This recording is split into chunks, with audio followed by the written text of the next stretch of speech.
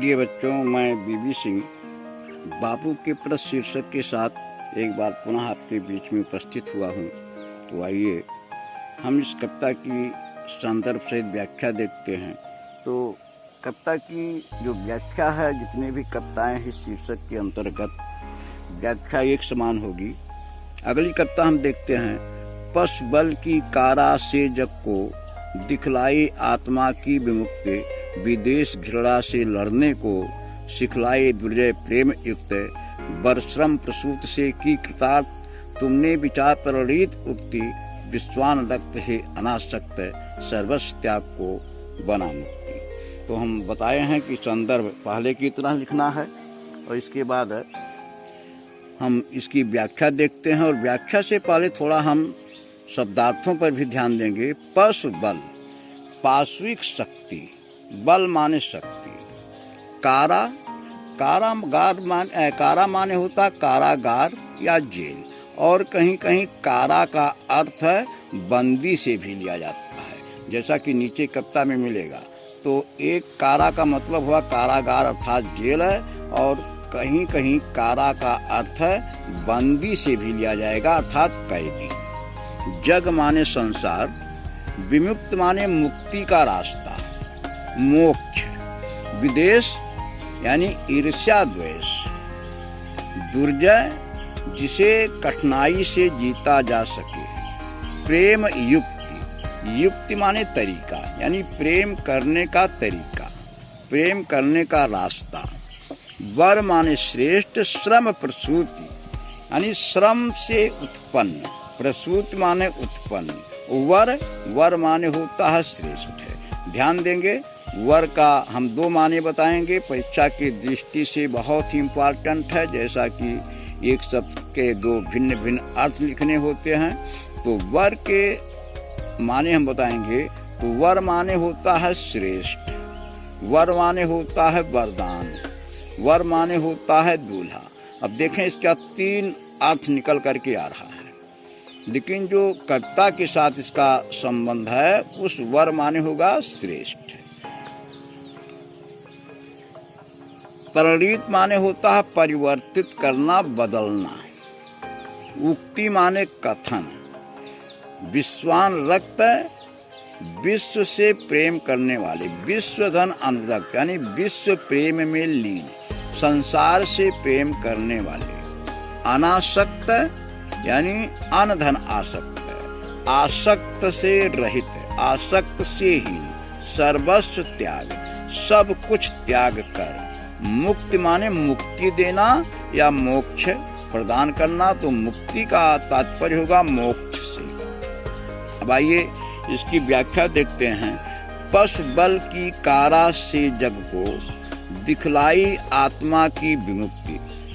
कवि पंत जी कहते हैं, जिस समय यह संसार पशु बल, पाश्विक शक्तियों की कारा अर्थात जेल में, जिस समय यह संसार है पाश्विक शक्तियों की जेल में बंद करा रहा था, दिखलाई आत्मा की विमुक्ति, उस समय हे बापू तुमने अहिंसा द्वारा मुक्ति की राह दिखाई है। विदेश घृणा से लड़ने को सिखलाई दुर्जय प्रेम युक्ति। आपने ईर्ष्या द्वेष और घृणा से लड़ने के लिए प्रेम करने की युक्ति सिखाई है। बड़ा ही सरल अर्थ है कि जिस समय यह संसार पाश्विक शक्तियों की कारागार में बंद करा रहा था, उस समय हे बापूजी तुमने अहिंसा के द्वारा मुक्ति की राह दिखाई है, और आपने ईर्ष्या द्वेष तथा घृणा से लड़ने के लिए प्रेम करने की युक्ति सिखाई है। बर श्रम प्रसूत से कृतार्थ, तुमने विचार प्रणीत उक्ति, उक्ति माने कथन। फिर आगे पंत जी कहते हैं कि आपने अपने वाणी को केवल कथन तक सीमित नहीं रखा, अर्थात अपने कथन को केवल कथन तक ही नहीं रखा, उसे व्यवहारिक जीवन में परिवर्तित भी कर दिया। अर्थात जो आपने कहा केवल वाणी तक सीमित नहीं रहा, आपने अपनी वाणी को, अपनी कथन को व्यवहारिक जीवन में परिवर्तित किया। तो अर्थ होगा कि बर श्रम प्रसूति से कृतार्थ तुमने विचार प्रणीत उक्ति। आपने अपने विचारों को कथन तक ही सीमित नहीं रखा, बल्कि व्यवहारिक रूप में परिवर्तित कर दिया और अपने कथनों को श्रेष्ठ कर्म से कृतार्थ किया। विश्वान रक्त हे अनासक्त, सर्वस्व त्याग का बना मुक्ति, हे संसार से प्रेम करने वाले। आसक्त रहित गांधी जी, आप सर्वस्व त्याग कर मोक्ष प्राप्त करने वाले हो। तो एक बात पुनः सरल करें कि पंत जी कहते हैं, जिस समय यह संसार पाश्विक शक्तियों की कारागार में बंद कराह रहा था, उस समय हे बापू तुमने अहिंसा द्वारा मुक्ति की राह दिखाई है। आपने ईर्ष्या द्वेष तथा घृणा से लड़ने के लिए प्रेम करने की युक्ति सिखलाई है। आपने अपने विचारों को केवल कथन तक ही सीमित नहीं रखा, बल्कि व्यवहारिक रूप में परिवर्तित कर दिया और अपने कथनों को श्रेष्ठ कर्म से कृतार्थ किया है।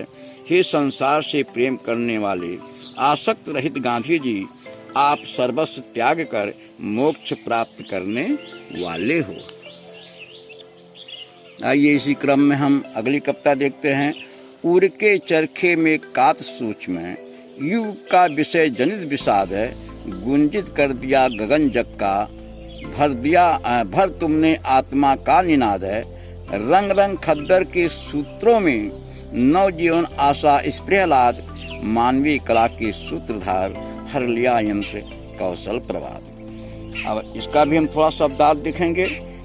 युग युग यानी उर, पहले उर माने होता है हृदय, चरखा जिसे सूत काता जाता है, युग युग यानी लंबे समय से, युगों युगों से, विषय जनित यानी विषय वासना रूपी, विषाद माने पीड़ा या कष्ट, गुंजित कर दिया अर्थात गुंजा दिया, गुंजायमान कर दिया, गगन जग का, गगन माने आकाश, जग माने संसार, निनाद माने होता है संगीतमयी स्वर, ये निनाद है।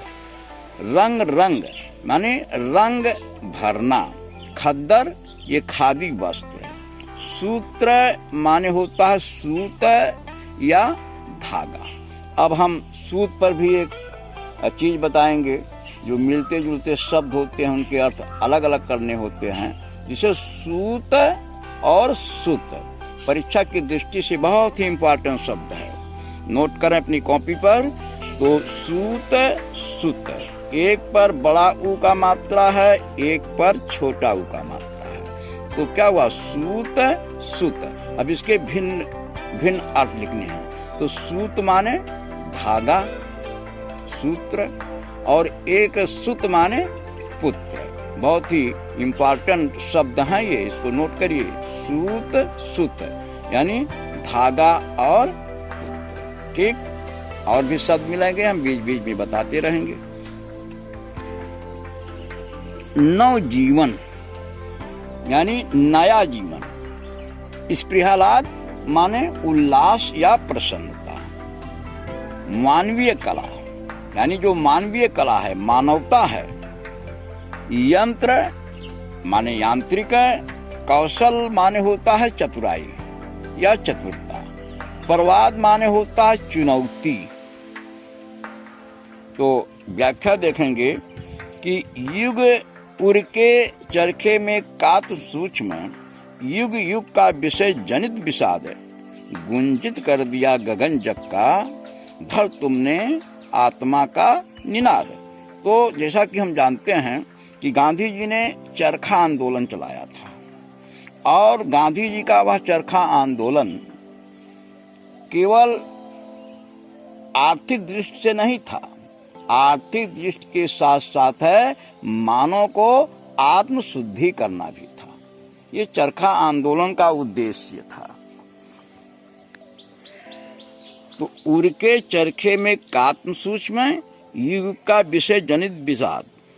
पंत जी कहते हैं कि हे बापू, जिस प्रकार आपने चरखा आंदोलन चलाकर भौतिक आनंद से होने वाले कष्टों को दूर किया है, उसी प्रकार उर के चरखे में, उसी प्रकार अपने हृदय रूपी चरखे पर युग युग का, युगों युगों की विषय जनित वेदना को काट कर दुखों को दूर किया है।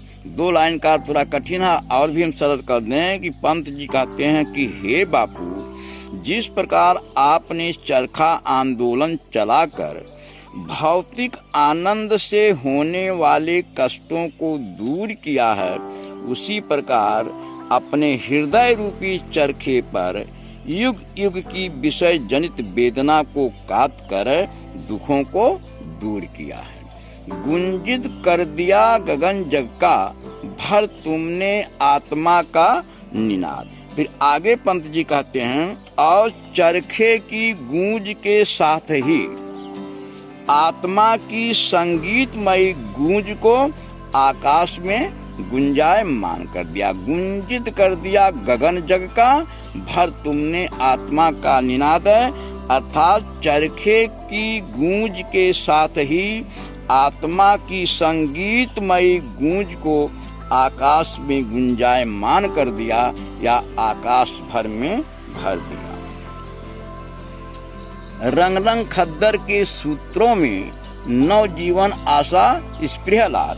फिर आगे पंत जी कहते हैं कि खादी के धागों को रंगने के साथ ही उस खादी में जीवन की नई आशा और उल्लास भर दिया। रंग रंग खद्दर, खद्दर माने खादी वस्त्र, तो रंग रंग खद्दर के सूत्रों में नवजीवन आशा स्पृहलाद। तो खादी के धागों को रंगने के साथ ही उस खादी में जीवन की नई आशा और उल्लास भर दिया। मानवीय कला के सूत्रधार हर लिया यंत्र कौशल प्रवाद।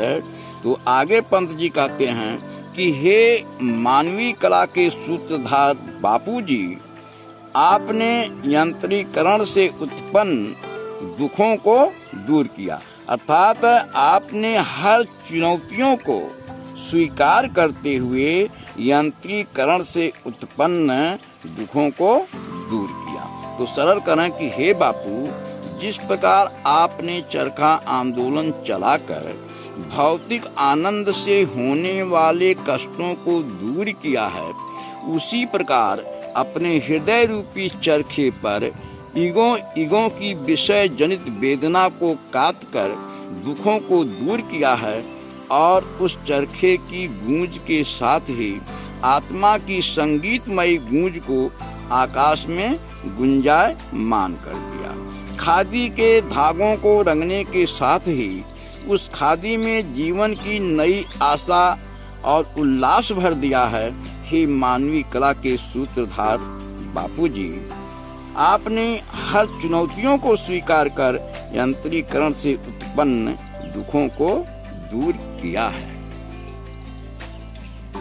आगे है, साम्राज्यवाद था कंस, बंदनी मानवता, पशु बलाक्रांत, श्रृंखला दास्ता, प्रहरी बहु निर्मम शासन पद शक्ति भ्रांत, कारागृह में दे दिव्य जन्म, मानव आत्मा को मुक्त कांत, जन शोषण की बढ़तो यमुना, तुमने की नत तरणत शांत। अब आगे है साम्राज्यवाद, यानी जो साम्राज्यवादी शासन था, ब्रिटिश शासन।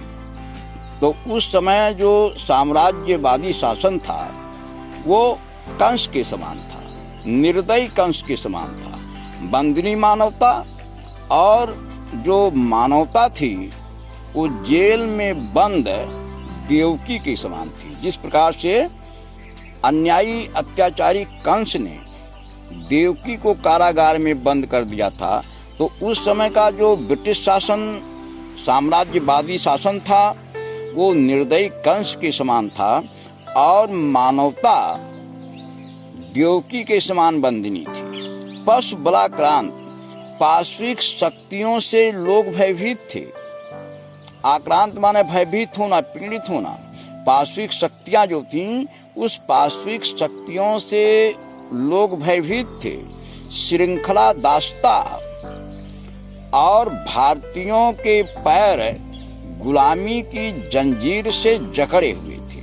दास्ता माने गुलामी, श्रृंखला माने जंजीर, प्रहरी, और प्रहरी माने प्रहरी या रक्षक, बहु निर्मम यानी बहु माने बहु, निर्मम माने निर्दयी, शासन पद, शासन के पद पर बैठे हुए, शासन सत्ता के पद पर बैठे हुए शक्ति भ्रांत शक्तिशाली लोग, यानी शक्तिशाली जो अधिकारी थे वो प्रहरी थे। कारागार, कारागृह, कारागृह माने जेल, दिव्य जन्म अर्थात दिव्य जन्म लेने के लिए श्री कृष्ण ने जन्म लिया कारागार में। देवकी ने श्री कृष्ण का जो जन्म जेल ही में दिया था। मानव आत्मा को मुक्त कांत यानी मानव को मुक्ति दिलाया है। जन शोषण यानी लोगों का शोषण हो रहा था, लोगों के साथ अन्याय हो रहा था।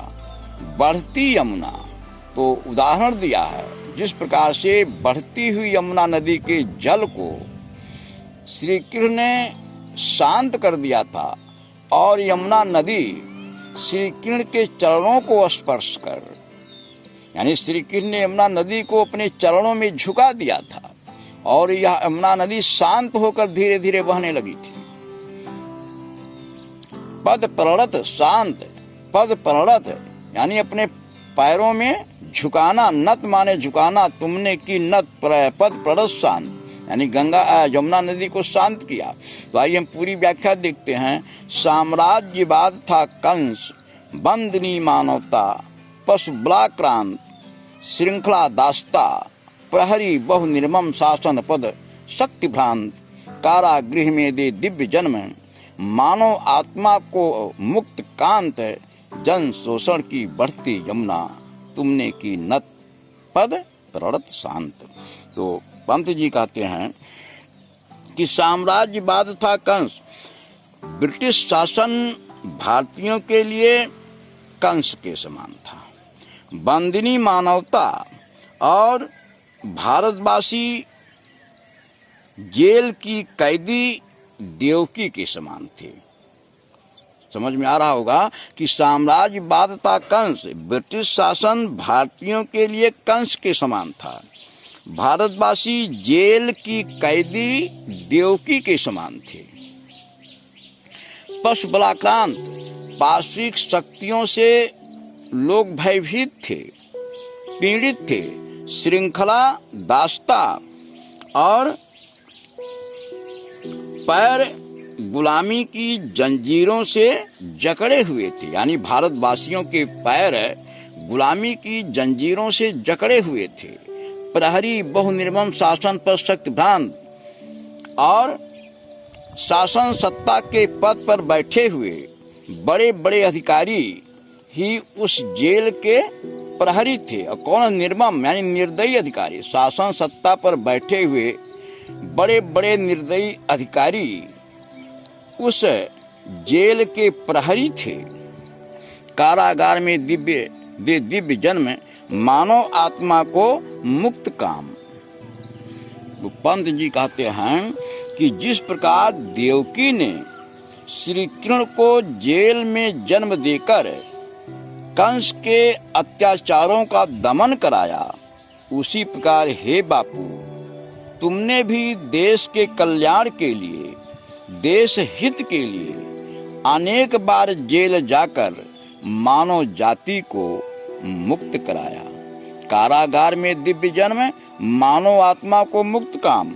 अर्थात जिस प्रकार देवकी ने श्री कृष्ण को जेल में जन्म देकर कंस के अत्याचारों का दमन कराया, उसी प्रकार हे बापू, तुमने भी देश हित में अनेक बार जेल जाकर मानव जाति को मुक्त कराया। जन शोषण की बढ़ती यमुना, तुमने की नत पद प्रणत शांत। फिर आगे पंत जी कहते हैं कि भारतवासियों का शोषण करने वाली ब्रिटिश शासन रूपी यमुना को तुमने अपने चरणों में शांत भाव से झुका लिया। कहने का आशय है कि जिस प्रकार बढ़ती हुई यमुना श्री कृष्ण के चरणों का स्पर्श करके अपनी चंचलता छोड़कर समान गति से प्रवाहित होने लगी थी, उसी प्रकार अत्याचारी, अन्यायी और शोषणकारी विदेशी राज सत्ता बापू के चरणों में झुक गई या बापू के समझ झुक गई और भारत देश कंस जैसे अन्यायी शासक से मुक्त हो गया। तो सरल करेंगे कि साम्राज्यवाद था कंस, ब्रिटिश शासन भारतीयों के लिए कंस के समान था, भारतवासी जेल की कैदी देवकी के समान थे, उनके पैर गुलामी की जंजीरों में जकड़े हुए थे, शासन सत्ता पर बैठे हुए निर्दयी बड़े बड़े अधिकारी ही उस जेल के प्रहरी थे। तो आगे पंत जी कहते हैं, जिस प्रकार देवकी ने श्री कृष्ण को जेल में जन्म देकर कंस के अत्याचारों का दमन कराया, उसी प्रकार हे बापू तुमने भी देश हित में अनेक बार जेल जाकर मानव जाति को मुक्त कराया है। फिर आगे है, जिस प्रकार बढ़ती हुई यमुना श्री कृष्ण के चरणों का स्पर्श करके मंद गति से प्रवाहित होने लगी थी, उसी प्रकार अत्याचारी, अन्यायी, शोषणकारी विदेशी राज्य सत्ता बापू के समक्ष झुक गई और भारत देश कंस जैसे अत्याचारी शासक से मुक्त हो गया। आगे है, कारा थी संस्कृत विगत, भित्त बहुधर्म जातिगत रूप नाम, बंदी जगजीवन भू विभक्त, विज्ञान मूर्जन प्रकृत काम, आए तुम मुक्त पुरुष कहने मिथ्या जड़ बंधन, सत्य राम नान्यतम जयत, सत्यम मा भय, जय ज्ञान ज्योति तुमको प्रणाम। कारा माने, अब देखिए यहाँ कारा, अब यहाँ कारा का तात्पर्य बंदी से लिया जाएगा। संस्कृति माने सभ्यता, विगत माने पिछली, भित्त माने भीत यानी दीवार, धर्म जाति यानी धर्मी जाति, रूप नाम यानी रूप नाम रूप अर्थात काले और गोरे से लिया जाएगा, काले गोरे, बंदी जगजीवन यानी सामान्य जनजीवन, भू विभक्त, विभक्त माने बटा हुआ, भू माने धरती पृथ्वी, जन प्रकृत काम यानी प्रकृति को अपने अनुसार चलाना, विज्ञान और मुक्त पुरुष यानी मोक्ष प्रदान करने वाले, मिथ्या जड़ बंधन, मिथ्या माने होता है झूठा, ना नृतम जयत और अनृत माने भी झूठ होता है, ना जयत यानी झूठ की जय नहीं होती है, सत्यम माँ भय, भय माने भ और या से लिखा जाएगा भय, भय माने डर, ज्ञान ज्योति अर्थात ज्ञान पुंज। तो व्याख्या हो गया कि कारा थी संस्कृति, हमारी संस्कृति पिछले समय से ही बंधनी थी, कारा थी संस्कृत विगत, तो हमारी जो संस्कृति थी पिछले लंबे समय से बंधनी थी।